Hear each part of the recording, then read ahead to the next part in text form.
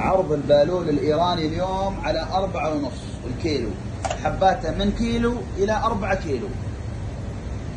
وعندنا بعد الزبيدي الإيراني اللي هو 3-4 حبات بالكيلو على 5.5، وهذا الحجم من 400 إلى 600 على 800-900 إيراني.